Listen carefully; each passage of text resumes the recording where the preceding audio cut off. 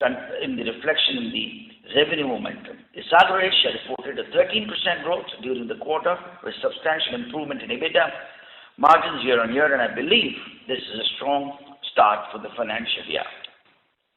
Now for the year 21, we will see us introducing some potentially new brands domestically and further enhancing our business momentum on the back of good start of Kharif, favorable policies aimed to boosting agroeconomies. We are confident that achieving industry leadership, leading position and trend in the domestic market in the times.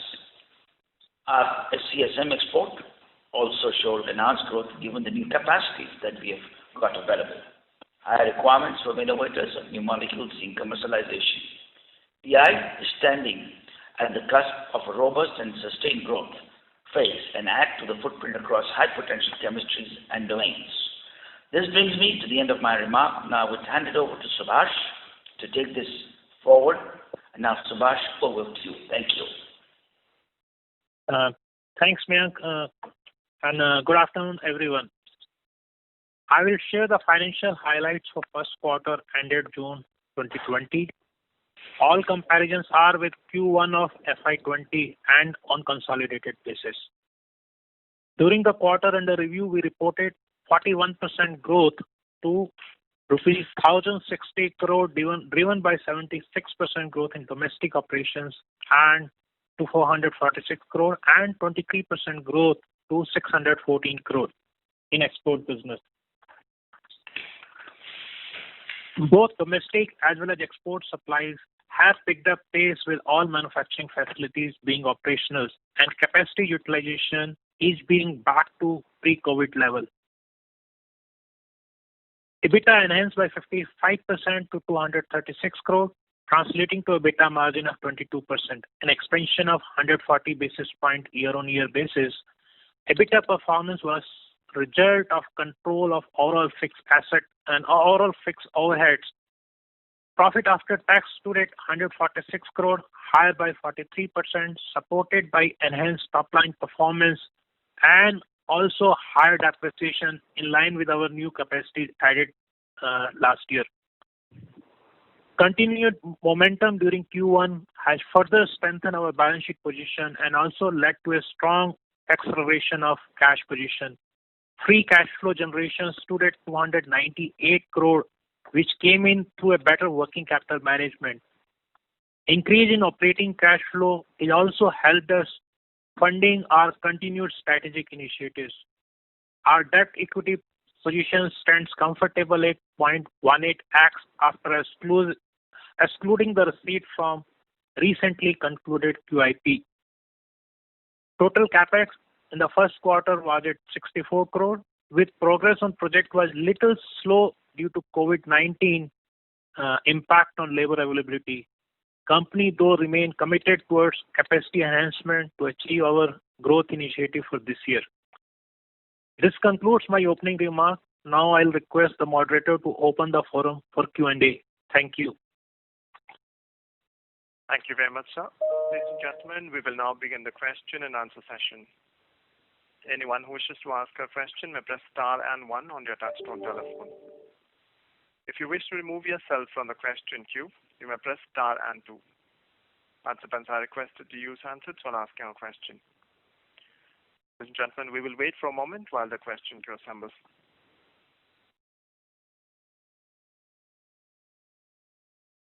We have a first question from the line of Nitin Gosar from Invesco. Please go ahead. Hi, congratulations on good set of numbers. The first question is with regard to the gross margin. Your business typically is more inclined to superior gross margin for domestic business. This quarter you had a superior domestic business growth. Does it mean, what is, how should we look at the gross margin now? Hello? Hello?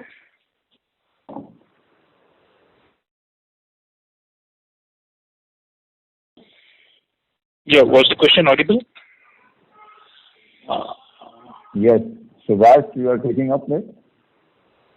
Okay. In fact, the gross margin variation what you see this time is basically a difference or is a mixed impact of different product what we have run and also the business variation what we see. Because the gross margin standalone, if you look at product level, yes, we are delivering standard or I'll say the gross margin level, but it has an impact of product mix as well as business mix. But keeping in mind if nominee gold sales were higher, why it would have a inferior gross margin? Like you had a superior domestic business growth, you had a higher nominee sales. So just to add to what Subhash explained, now the overall business also have, a portion of Isagro domestic business, okay?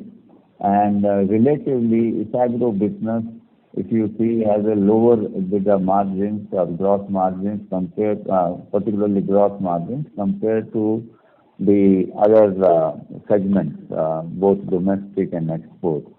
Okay. So in totality, when you combine consolidated, it looks, the gross margin reduced, but when we look at EBITDA levels and net level, the scale kind of mitigates, or rather fixed cost gets leveraged and the overall EBITDA and net margins remain unaffected. So therefore, we need to see this composition in totality. While at gross margin level, it may look lower, but overall level, because of the operating scale, this will get compensated, and which is what is reflecting in numbers. Okay. So gross margin which are looking YOY down, it is more to do with the Isagro and CSM business and nothing to do with domestic business. Yeah. Yeah, mainly two reasons. One is Isagro composition or combining with the overall business, and second is the product mix, but mainly Isagro business. Okay. And second question is, how should we look at domestic business for FY21? There are a couple of moving parts, so I thought it's better if you can help us understand this. One, keeping in mind Isagro, two, the carry forward of FY20 sales, and say there was some kind of early monsoon. So, a couple of events have happened for the first quarter. So how should we think about FY21 as a whole? Yeah. Maybe Raman, you may want to take it. Yeah, Rajneesh, let me take this. So let's start from the market perspective. So as all of you know, we have had a timely onset of monsoon, which also, at least in the first 3-4 weeks, seemed to spread fairly uniformly. The market was also fairly buoyant due to a couple of other reasons. One is, of course, the onset of monsoon, which led to much higher planting, and you heard Mayank talk about significant higher planting, whether it is rice, oil seeds, etc. So the planted area was higher. The third factor was I think after the lockdown in the early phases of Kharif, there was also across the ag industry a perception of demand-supply gap. So there was a tendency to kind of purchase in advance at many levels, whether it is fertilizers or crop protection. And perhaps a fourth driver was, given the labor migration and issues that we all know, a kind of an dependence or an increased use of herbicides, in quite a number of crops. So those are the four factors. So you've seen most companies, and including PI, having a very robust demand in the first half.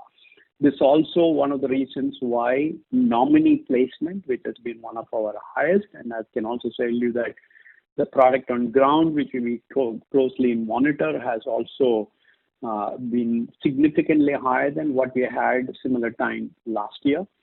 Now, I must also clarify that the growth that you see is not just driven primarily by nominee gold. There are other brands of PI which also contributed.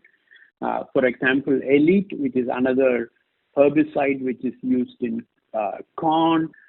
We also had growth coming from Oshin, our insecticide brand, which is used in rice and cotton, etc., pre-placement of that.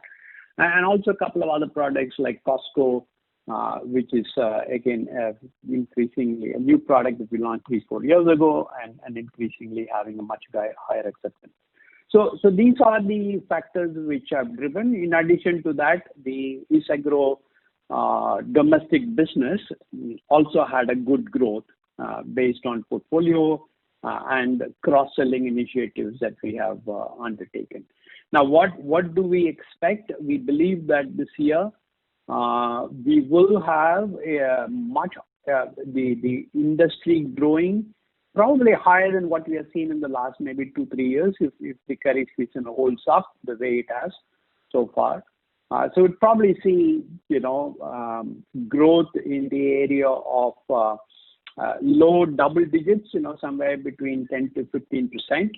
And in terms of our own business, given the robust start that we have had, given the significant changes that we have made in terms of whether it is our commercial policy, whether it is the channel engagement policy through adoption of several digital initiatives, during these last 3-4 months, we believe we will be definitely grow higher than the market. 1.5 times higher than market is what our expectations are. Okay. So probably around 20-25% is the growth we should be looking for the year. Well, I said the industry growth is perhaps going to be somewhere in the range of 10 to 15%. So yeah, around 2022 is probably what we could look at. Thank you, sir, and all the best. Thank you. We have the next question from the line of Madan Gopal from Sundaram Mutual Fund. Please go ahead. Good morning, sir. Thanks for taking me. Sir, in the last quarterly presentation, you had given some inputs on new product pipeline, how things are improving. More companies, MNCs are talking to Indian companies for outsourcing. Could you elaborate on what is happening? What is the status there? How are you seeing now at this point of time? And any update on how much of them we would actually take it up to the project level?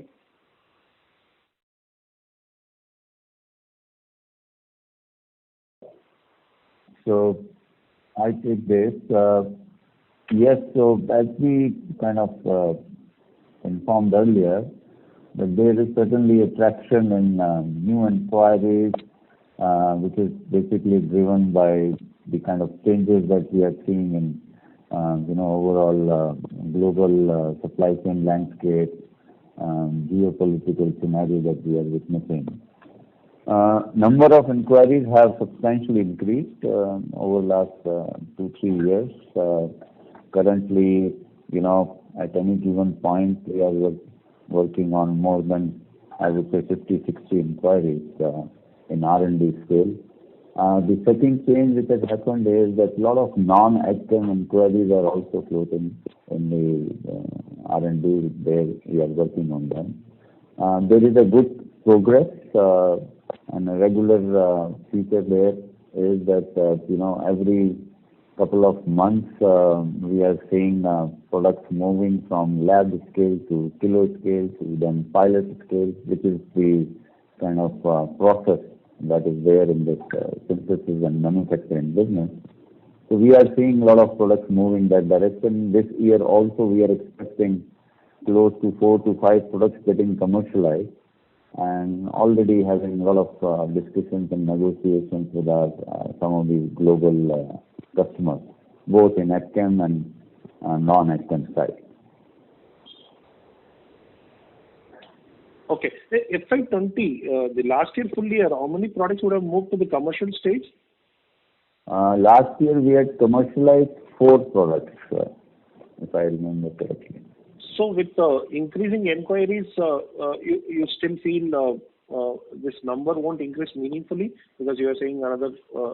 It will increase, but please appreciate that this is a process anywhere between 1.5 to 2 years. This whole new molecule development in a scale up takes anywhere between 1.5 to 2 years, depending on the stage that molecule is. If that molecule is already commercialized and we are supposed to be one of the suppliers, then yes, it may be faster, maybe 1 year or 1.5 years. But if it is a new molecule, then it takes anywhere between 2 to 2.5 years. So that is the reason that you are not seeing that significant increase in a quick succession, but over a period, this will certainly be reflected. And any increase in the capex guidance, sir, at this point? Any new projects being envisaged? No, so we maintain our guideline, the previous guideline of investing close to 550 to 600 odd crores over the next 1.5 years. Okay, thank you so much, sir. Wish you best of luck. Thank you. Thank you, sir. We have next question from the line of Varshit Shah from Emkay Global. Please go ahead. Hi, sir. Thanks for the opportunity and congratulations on the great execution despite challenges. So my question was around the domestic growth. You mentioned that somewhere upward of 20%. So does this calculation include Isagro or is it excluding Isagro and it's the base domestic business? That's my question number one. And question number two is of course on the what is the timeline you see in terms of utilizing your QIP proceeds in terms of, let's say, is it a 2-year time frame or it could be less than 2 years, or any qualitative color on that would be helpful. Yeah. So yes, the domestic revenues are going to be in excess of 20% plus, and when we are saying this excludes the incremental revenue that we get from Isagro consolidation, because that on its own is also growing well. So that is answer to your question number one. As regards QIP, yes, we have successfully completed the fundraise, and as we explained earlier, we are basically intending to utilize these funds for our longer term strategic initiatives, and it is going to take anywhere between 5 to 6 quarters to fully deploy these funds. We are looking at, basically we are pursuing multiple strategies and therefore looking at multiple opportunities, not a single kind of inorganic option that we are currently considering. And therefore, it will take a little time to kind of identify suitable options in each of these set of strategies that we are following, and then implement them. So we have already built a deal team, a solid team, which is very, very intensively scouting for the right options. Currently, also we are looking at several options in each of these areas, and we hope to kind of expedite this process going forward. But this is the kind of outer timeline that I indicated, anywhere between 5 to 6 quarters. Sure, sir. That's very helpful. Sir, one last thing, if I could squeeze in for the quarter, sir, how much was the Isagro contribution in absolute terms? It's my last question. Shivash? Just about 10%. Yeah, in terms of top line, the Isagro top line was 99 crore.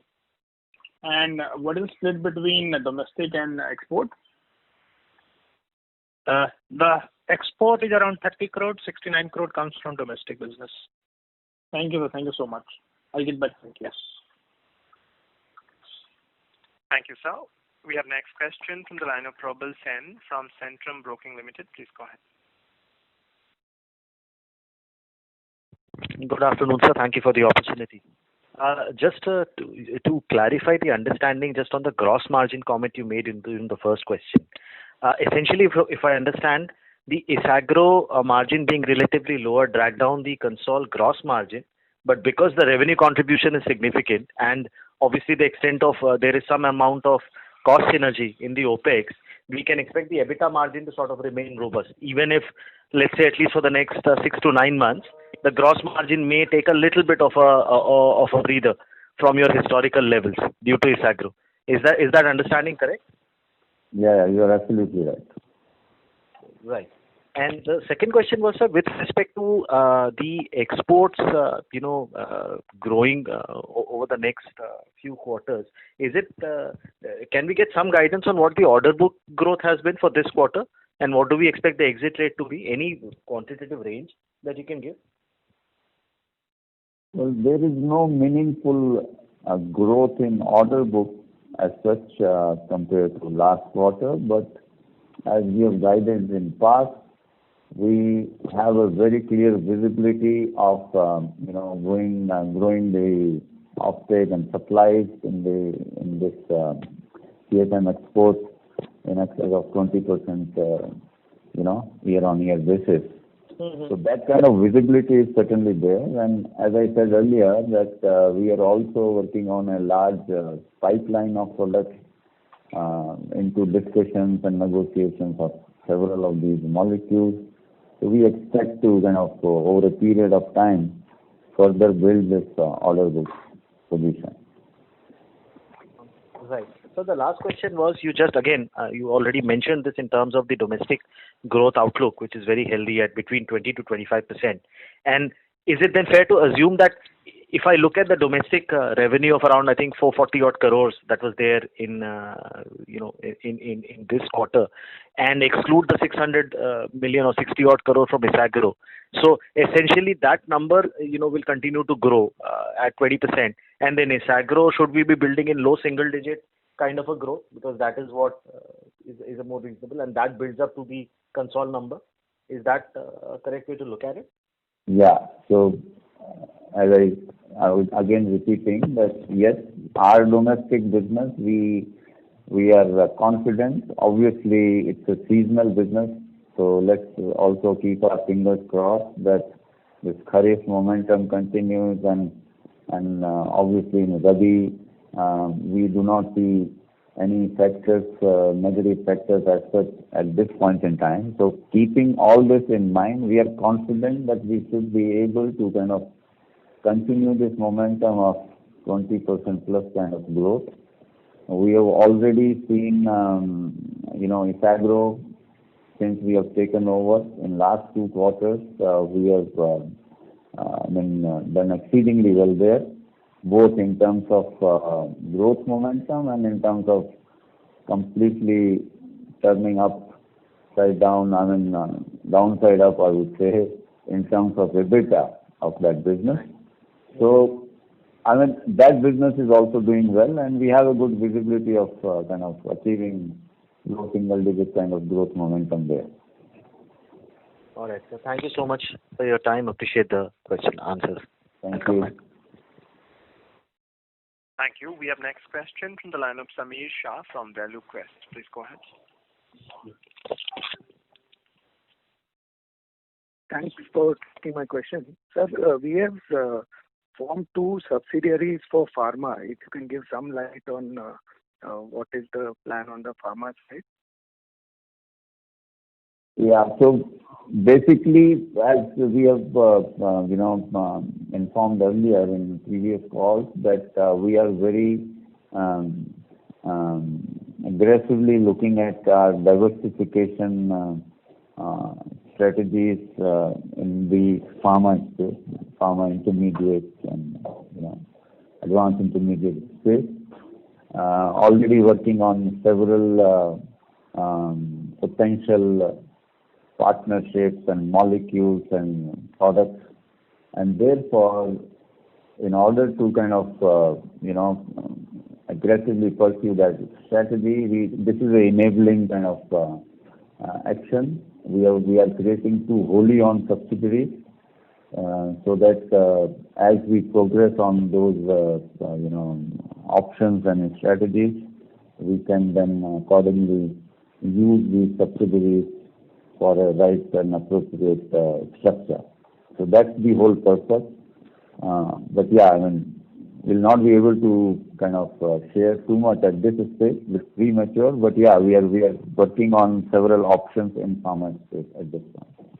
And both these would be in India geography, and we are doing it for the tax, that 15% tax, are we leaving that? Come again? So the 15% tax rate is for new capex that companies do. So these subsidiaries will serve, and that is both these would be India geography, or are they international subsidiaries?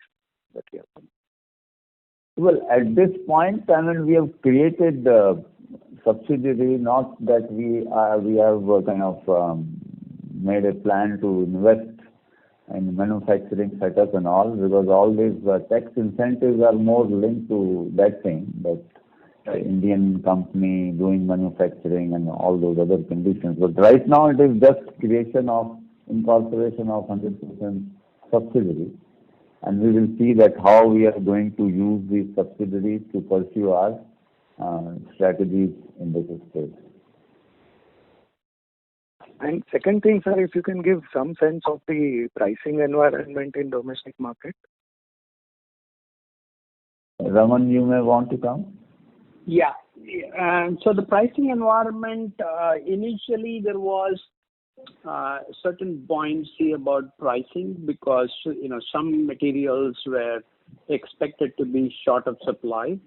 However, I think most companies have tried to, have realized that there is going to be probably a liquidity issue.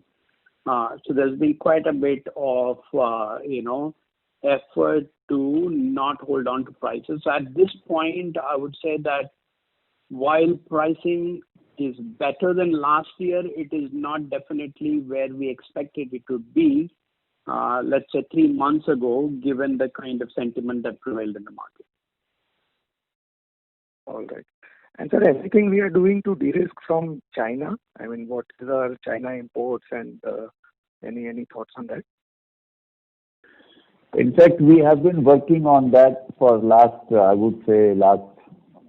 at least 3 years. So COVID situation is now, but we were already foreseeing some, these changes in supply chain landscape because of these geopolitical issues and all, at least for last 3-4 years.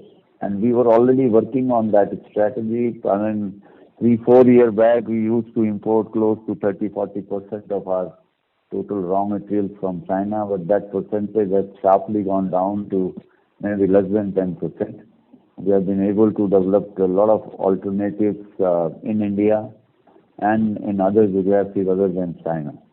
So yes, I mean, we have been, and that was one of the key reasons that we could continue our operations at this scale in last quarter. Despite all these challenges, we were still able to continue and, at a reasonable scale, all our operations and sustain the, shipments and, pace of production and all. So that has certainly helped us with this whole effort in past 2-3 years. Yes, sir. Thank you. All the best. Thank you, sir. We have next question from the line of Sangeeta Purushottam from Cognito Advisors. Please go ahead. Yeah, I'm her husband, Andre here. I had 2 questions. One was about the COVID-19 intermediary. Can you throw some color as to who is the customer and what is the potential you see going forward? And my second question related to the acquisitions that you're planning to do. When you acquire these acquisitions, these would be in very different chemistries. So do you plan to also, buy those expertise in those chemistries, or do you think they are largely resident in-house? And how would you go about, deciding the blend of what is in-house and what you need to shop for outside? Yeah. So the answer to your first question is that we are not supposed to kind of talk about our customers and products. This is the general, obligation we are in the CSM space. Right. Whenever we work with our customers on products, we are not supposed to talk about them. But I mean, it's not very difficult for anyone to kind of imagine that we are supplying the product in Japan and also to some of the leading players in India. Okay. Coming to your second question in terms of what we are looking for, in acquisition. So yes, as I said, we are working on a multi-pronged strategy right now. One strategy is certainly to diversify into adjacencies and in particular in pharma space. Now we have been working in this space, particularly in intermediates, for last 2-3 years, we have made huge investments in R&D, in terms of technology development and all. But yes, in order to take a jump start, we are looking at, some suitable inorganic options, so that rather than creating infrastructure, building infrastructure, getting approvals, acquiring incremental customers and all, if we can get, a already set up business, which is also complementing the technologies and the client base that we have with our technologies, it would be a, expedited process to make a meaningful scale in pharma space. So that's the whole approach in that area. Apart from this, we are also working on a strategy to de-risk our concentration of operations in India. We are looking at some options overseas, which can also again, both in terms of geography, in terms of adjacencies to the final market and also the customers, our global customers, if they can give us some edge apart from, de-risking our concentration in India. So that's another area that we are looking at a few options. And the third area is, of course, we have a portfolio of technologies of our own, and we are looking to further, broaden this portfolio, evaluating some of these very interesting technologies which are very complementary to what we are doing, and we believe by combining these we can create significant large value. So these are some areas where we are looking at acquisition options. Okay, thank you, sir, and congratulations for a consistent set of great performance over the years. Extremely well done. Thank you. Thank you. We have next question from the line of S. Ramesh from Nirmal Bang. Please go ahead. Thank you very much. My first thought is, given the increase in the domestic sales, the share of the domestic business looks higher than what it has been in the past. So, do you see this domestic sale as a percentage of your total revenue maintaining this trend as we have seen in the first quarter, say over the next, a few quarters? Well, first quarter is not always because this is a seasonal business. The domestic is more of, first quarter is always a placement quarter, so it will be relatively sizable, but as you will go into third quarter, fourth quarter, the revenue of domestic business will go down. So that's not a very representative quarter. The revenues are not evenly distributed, particularly in domestic area. But yeah, on an overall basis, we see opportunities of growth as explained earlier in both the domestic as well as export area. We have a good outlook on both the areas, and therefore we expect to maintain the kind of composition that we have seen in past of broadly 70-30 in favor of exports. Okay. The second thought is in terms of the utilization of the QIP proceeds, it's almost doubling your net worth. So if you have to maintain your ROE, you need to generate about 400 crores of profit after tax. So what is the kind of timeline you're looking at to achieve that kind of target to maintain your overall ROE based on the combined net worth, including your QIP proceeds? Yeah, so as I responded to the earlier participants, we are expecting to fully deploy the QIP funds maybe in next 5 to 6 quarters, because we are looking at multiple opportunities, not a single opportunity here, and pursuing multiple strategies. And yes, these numbers are very much on our radar, and our objective is that once we are able to fully deploy these funds, we should be able to, these should be EPS accretive for us. We should be able to improve our margins and our return profile where we are today. That's the broad objectives that we have with the management team. So what is the kind of outer time limit you have in mind to achieve that objective once you acquire these assets? Well, I would say maybe close to 2.5 years. Okay, fair enough. And just a final thought on your. I'm sorry to interrupt. We'll have to come back in the question queue. Thank you. In the interest of time and fairness to all participants, ladies and gentlemen, kindly restrict questions to 2 per participant. If you still have more questions, kindly join the queue afresh. We have next question from the line of Abhijit Akela from IIFL. Please go ahead. Yes, sir. Thank you for taking the questions. There was about 100 crores worth of revenue that was supposed to be deferred from 4Q to 1Q. So just to check whether all of that has actually been recognized this quarter.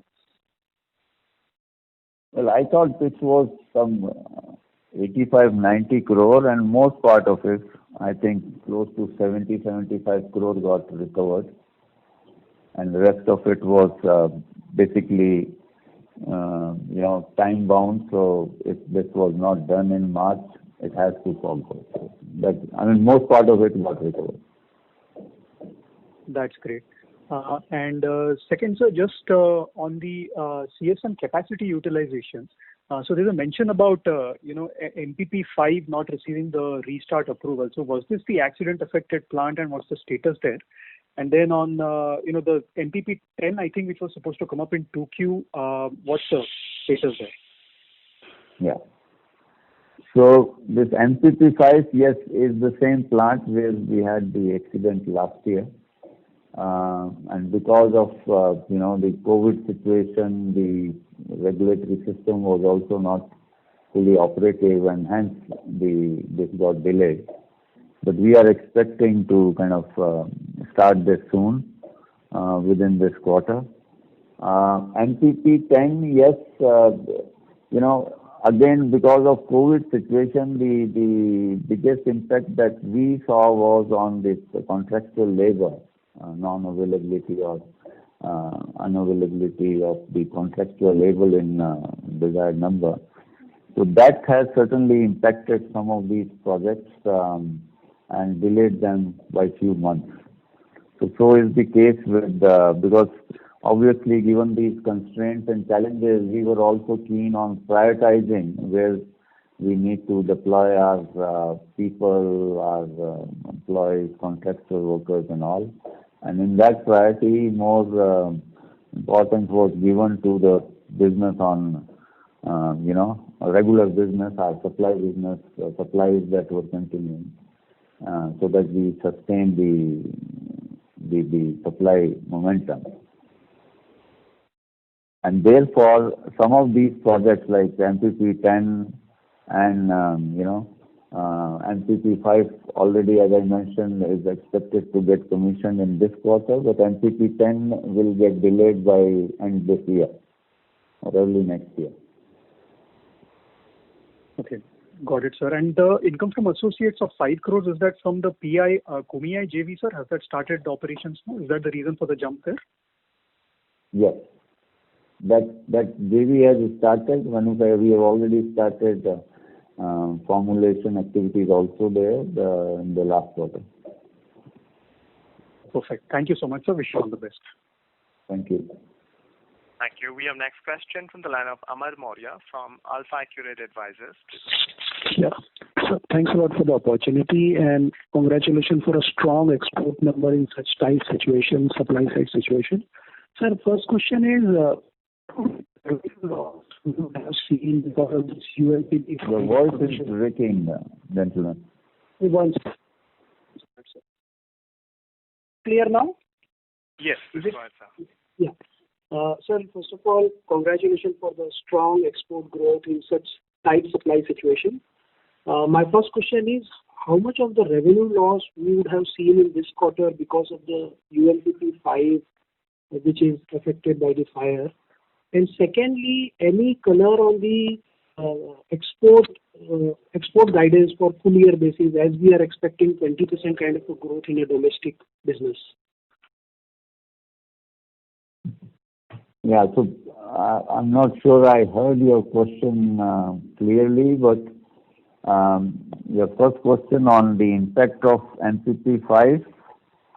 Yeah. Yes, we were already not expecting it to start early this quarter. But yes, I mean, anywhere between, I would say, around 50 odd crores would be the impact of this delay. And what was your second question? The second question is export revenue guidance. Like we are expecting 20% kind of a domestic revenue growth for full year basis. Any color on the export revenue guidance? Same. I mean, we have a very clear visibility in terms of supply schedules and orders to achieve more than 20% kind of growth in export as well. Okay. Thank you, sir. Thanks a lot.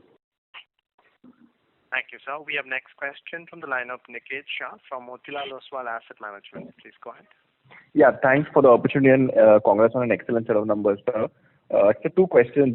Given the fact that we had, a lockdown in the first quarter, in the first month of the first quarter, would you say that, assuming if the lockdown wouldn't be there, would our CSM revenues be far higher than what we've reported? That's the first question.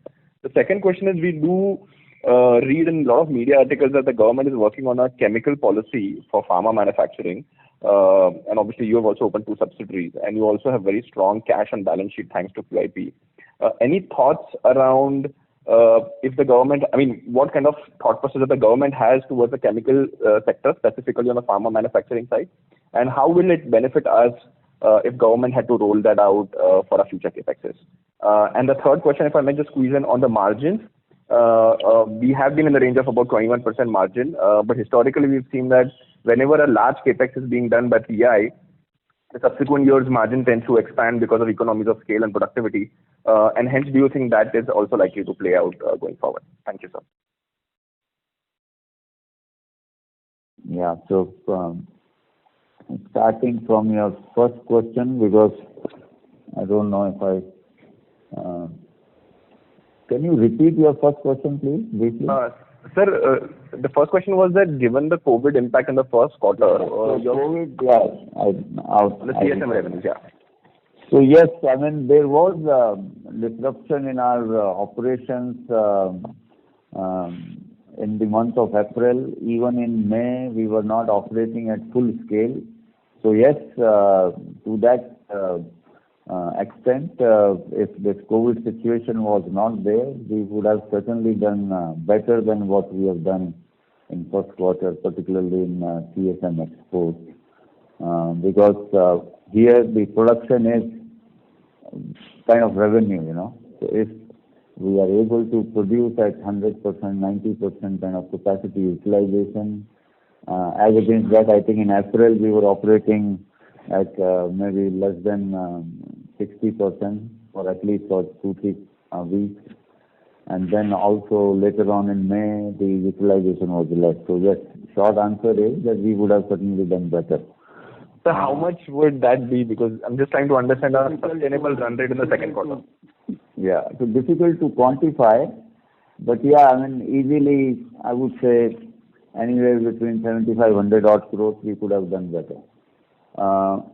Coming to your second question on government policies and announcements in pharma space, and therefore opportunity for us. Frankly speaking, we have been, as I said to the earlier participant, we are already working on this strategy for last couple of years. And our whole focus is to kind of create our own niche, develop technologies which can give us kind of edge in whichever sweet spot that we kind of operate.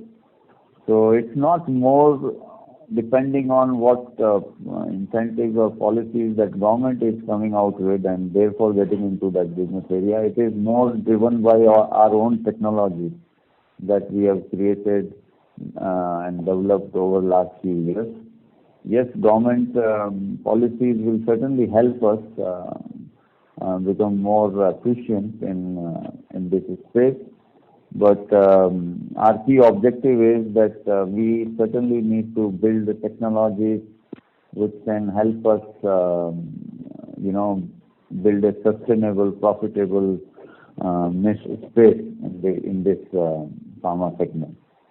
So that we are already working, already looking at several options to expedite this whole process.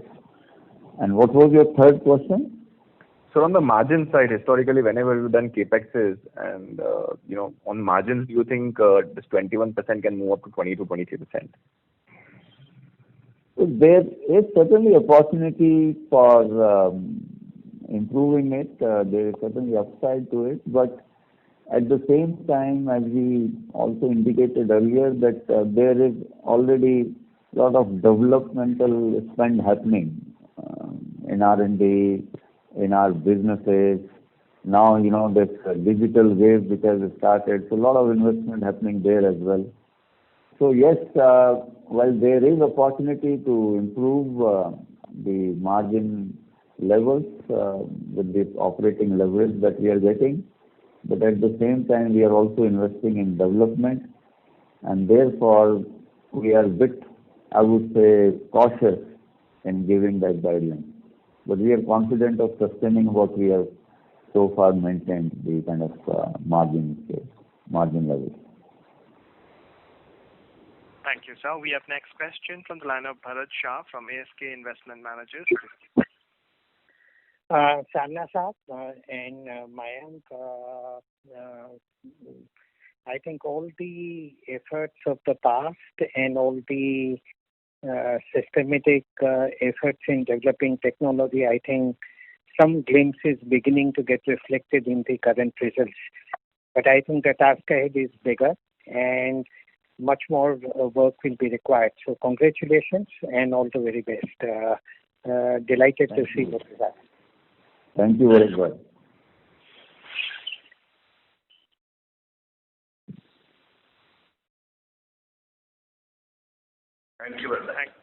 Thank you, sir. We have next question from the line of Ankur Periwal from Axis Capital. Please go ahead. Hi, sir. Thanks for the opportunity and congrats for the superb performance. So first thing on the domestic front, we have taken certain initiatives on the inventory management and the digital initiatives which you mentioned for our channel partners. And plus we have a wider portfolio now, differentiated one with Isagro being there. So how far, or if you can share some timelines in terms of the synergy benefits coming in on the domestic side for Isagro and also from the export CSM perspective. You want me to take the domestic first? Raman, you would want to take that? Yeah, go ahead, please. So let me take the domestic first. Now, what we have decided to do is not to merge the two businesses and integrate them and try to, kind of realize synergies in terms of, people, etc. But we have kind of a different approach. We are going to keep the Isagro domestic business as a subsidiary, which will focus exclusively on fruits, vegetables, and plantations segment, which we believe requires a completely different go-to-market approach than a crop like rice or wheat or cotton, which is what PI is strong in.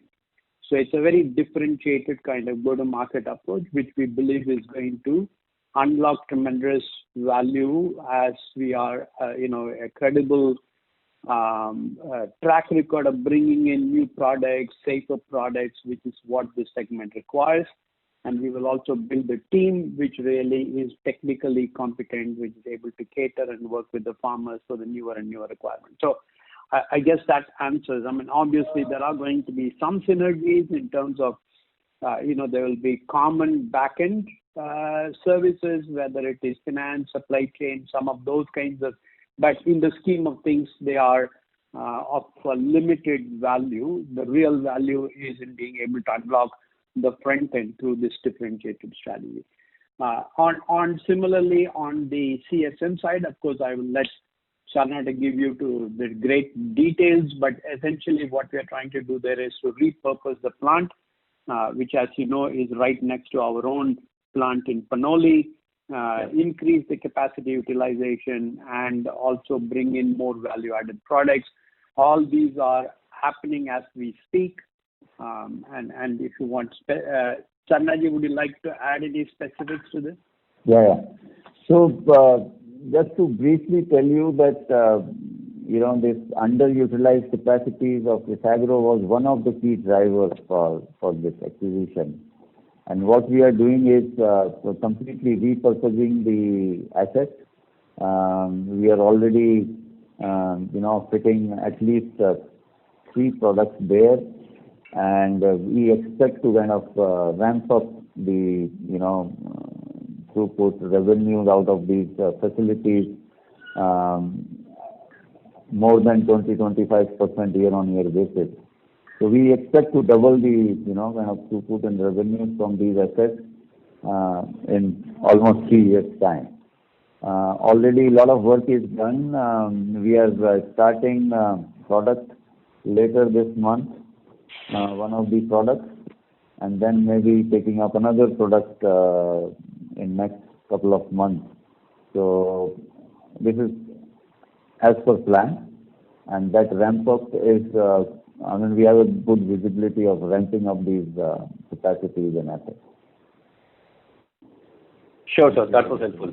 Sir, second question, across the 2 businesses, if you can highlight any molecules which are getting off patent in the next maybe, 2 to 3 years?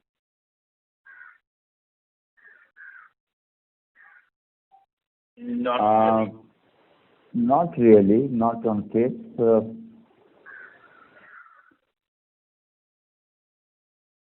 Sorry. Nothing of significance, yeah. Nothing of significance, okay. Thank you, sir. We have next question from the line of Surya Patra from Phillip Capital. Please go ahead. Yeah, congratulations on great set of numbers, sir. Thank you. 2 questions.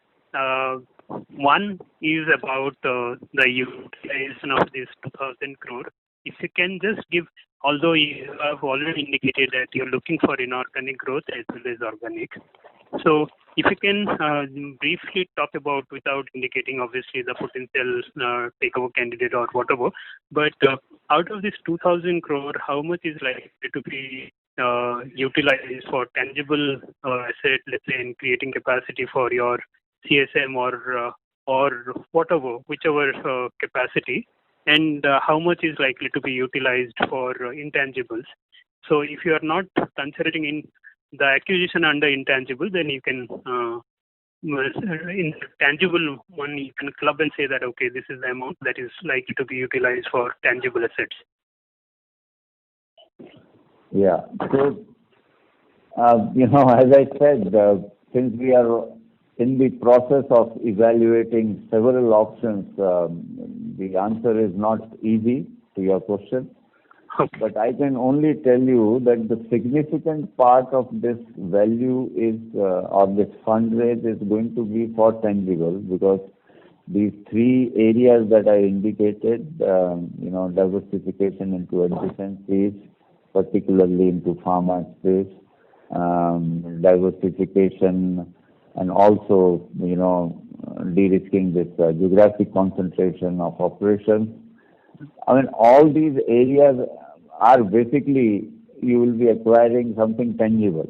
Obviously there will be some intangible assets with them in terms of technologies and customer base and product profile, but ultimately these are very tangible assets. So most part of this fundraise is going to be used for tangible. Okay.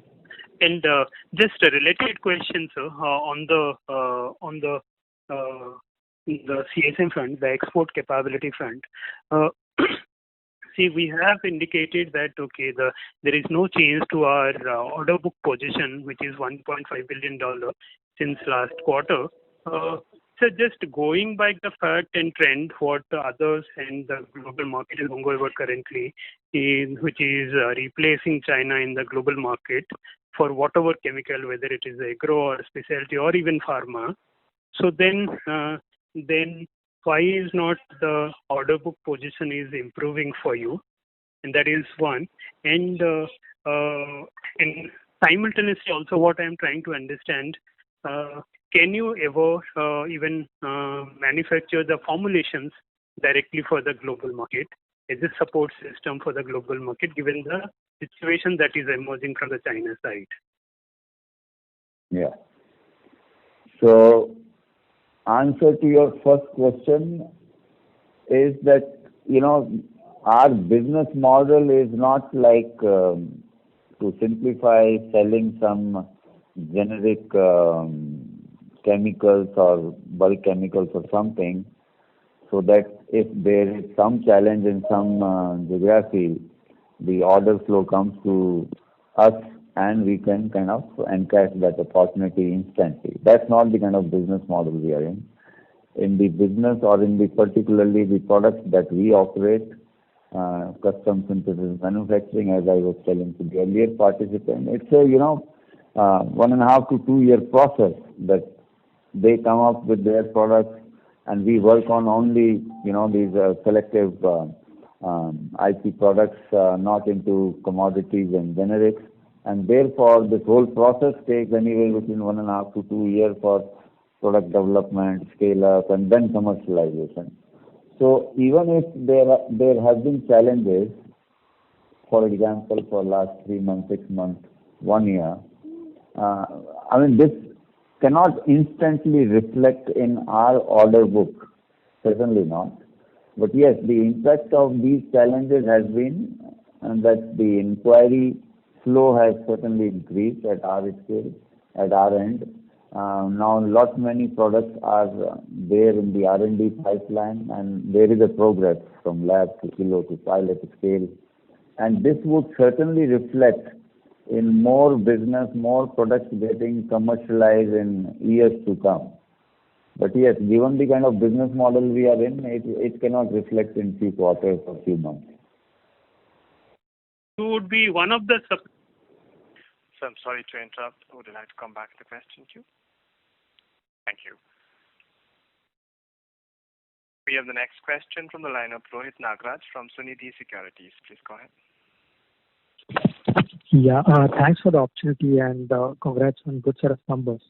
So in terms of Isagro acquisition, so what is the timeline when Isagro margins would be in line with domestic business, and what kind of cost optimization benefits we have seen in Q1? Because as you see, the gross margins are lower, but the EBITDA margins have been higher. And will those cost optimization benefits will be available in subsequent quarters? Yeah, so this is the structural change, that is happening in that business, which Raman also explained earlier, that instead of focusing on end of the life cycle products, this business will now be focusing on a particular segment in fruits and vegetables and plantation crops. And there also the product portfolio, the quality of products is undergo complete change over a period of time.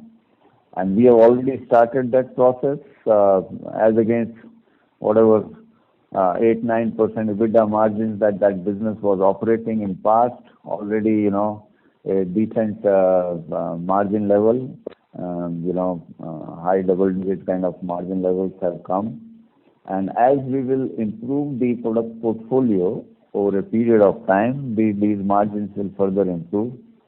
Cost synergies are certainly there in terms of lot of common resources in regulatory, in marketing, and in, of course, in management are getting synergized and used and leveraged.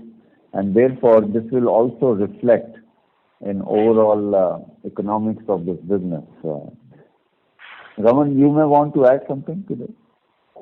Yeah, I think you have summarized it well. I think, again, coming back, yes, there have been some early kind of, cost optimization opportunities which have, quite well reflected in the Q1 results.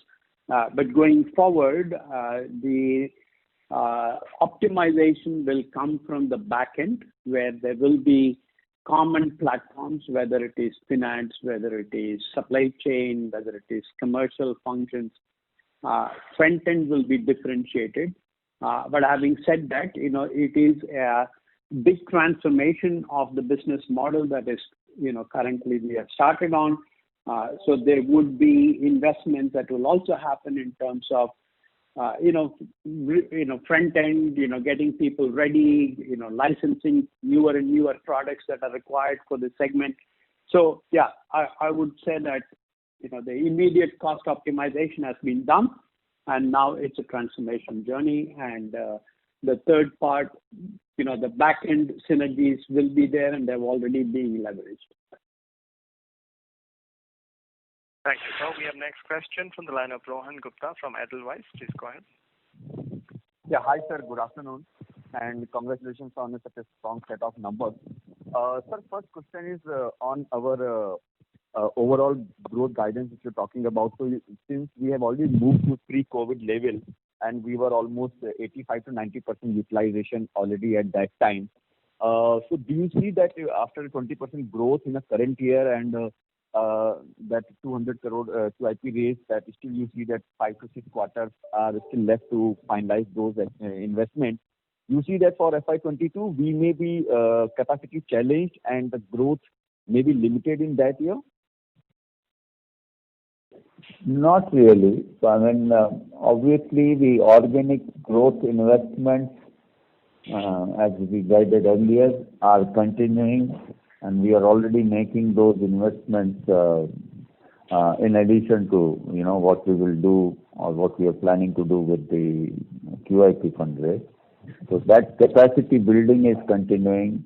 Apart from capacity building, we are also working on several other initiatives to kind of de-bottleneck and also ramp up capacities of the existing plants, which will also bring in a lot of significant incremental capacity and show the value in the existing entities. That effort is also on. So all in all, I mean, that process is working parallelly, and we do not see or foresee any capacity challenge next year in terms of sustaining this 20% plus kind of growth rate. Okay.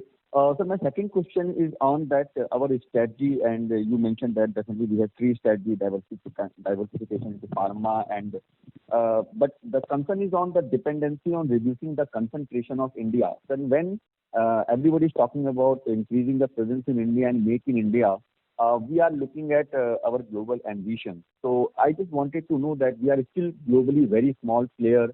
I understand that there is a huge opportunity for us to grow manufacturing base in India itself. So I just wanted to understand that the reason behind we trying to reduce our concentration in India at such an early stage. And do you see that our total business has now plateaued as far as the India is concerned, and we can only grow by going globally and adding more customers globally? So just to clarify on that part, that we are not kind of holding or stopping our investments in India. No way. I mean, we are continuing our investment in India, manufacturing space investment. So certainly that is continuing.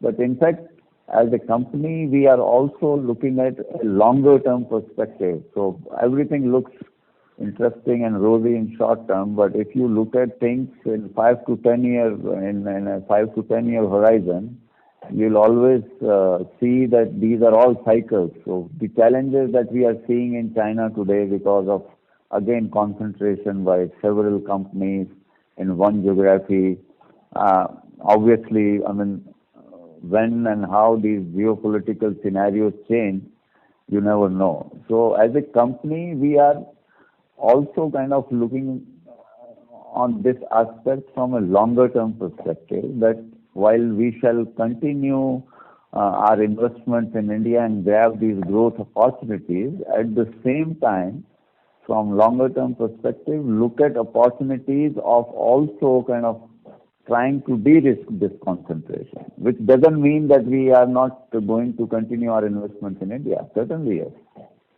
But at the same time, we shall also look at opportunities where, apart from de-risking the geographic concentration, we can also get near to the market, to these global customers, get into even more deeper kind of engagement and associations with them, which will also be a growth driver for us, but at the same time also de-risk our geographic concentration. And if tomorrow something happens in India or in a particular geography, it is not that we are stuck just because we are concentrated in one geography. So that's the rationale of that strategy. Thank you, sir. We have next question from the line of Vishnu Kumar from Spark Capital. Please go ahead. Good afternoon. Thanks for your time, gentlemen. Just wanted to understand how many new plants are going to come up on the CSM side of the business for the next 2 years, apart from NPP 5 and 10 that you mentioned. Yeah, so currently we are working on 2 plants, and which is what we have guided, and the rest will depend on how we are progressing on our R&D pipeline. And then, periodically we will review that situation and kind of also indicate our plans for further plants. And lot will also depend on, our, initiatives on inorganic side. So what happens that sometimes when you're working on inorganic options, some of these capacities requirements can also be met with underutilized capacities there. So that's the reason that we have given a limited guideline right now for next 1.5 years, and for guideline beyond that, we would want to have a clear picture on inorganic side first. Got it. So apart from NPP 5 and 10, we're not going to add any more plants at this point in time. At least not today, you're not. At least today, yes. At least today. Got it. And your utilization levels are okay. So would it be okay to conclude that for the next 2 years, until your inorganic acquisitions going to kick in, we will do at least 20-25% kind of a growth in the CSM bit? Yeah, I mean, we have given an indication on the guideline of 20% plus. Thank you, sir. We have last question from the line of Dhaval Shah from Girik Capital. Please go ahead. Hello. Yeah. So just a small clarification I needed on the CapEx. So we had a 400 crore gross block supposed to go live in fourth quarter FY20. So was that MMP 9 and 10? No, that was, Subhash, can you clarify? That was 9 and 11. That was 9 and 11. Okay, fine. So yes. from that, anything which has got operational or both are delayed? No, so 11 is operational. 11 is operational. 9 is also operational, but partly. But yeah, I mean, both these plants are operational. Okay, so you mentioned something is delayed. Some capex is delayed, which will be commercialized by end of. That is NPP 10. MPP, and that was supposed to go live when? That was supposed to go live in the next quarter, but it will get delayed by almost a quarter or so. Okay, it was supposed to go live in the third quarter. Fourth quarter, approximately. Okay, sir. Thank you. Thank you, sir. Ladies and gentlemen, that was the last question. I'd now like to hand the conference over to the management for closing comments. Over to you, sir. Mayank, you may want to come. Yes, so thank you everybody. I deeply appreciate you coming on and for the support, and continue to put our best efforts and put forward to make sure that we can come back to you with a high level of performance in the challenging times, and wishing you all a very healthy and a safe time ahead. Thank you. Thank you. Thank you all. Thank you, gentlemen. Thank you. Yeah. Thank you. Bye-bye. Thank you, sir.